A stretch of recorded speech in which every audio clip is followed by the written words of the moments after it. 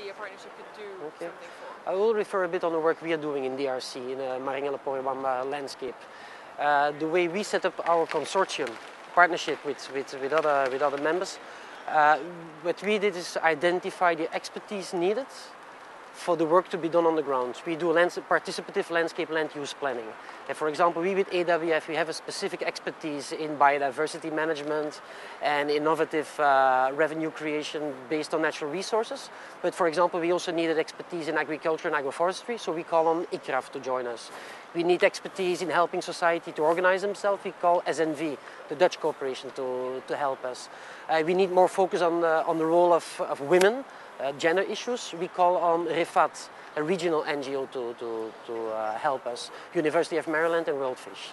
So for what we did, in fact, during the first 2 years, we identified the expertise needed for this specific program in this landscape.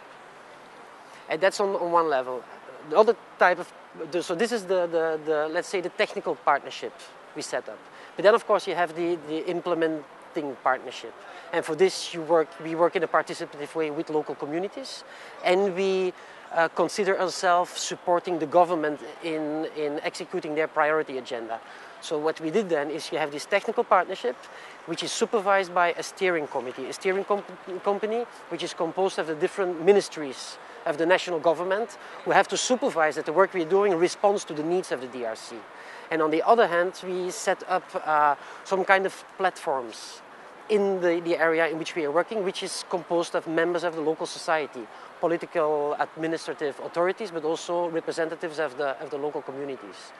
And it's the technical partnership with the other members, ICRAF, SNV, University of Maryland, the representatives of the national government, and then representatives of the provincial government and of local communities that have to work together in developing the action plan.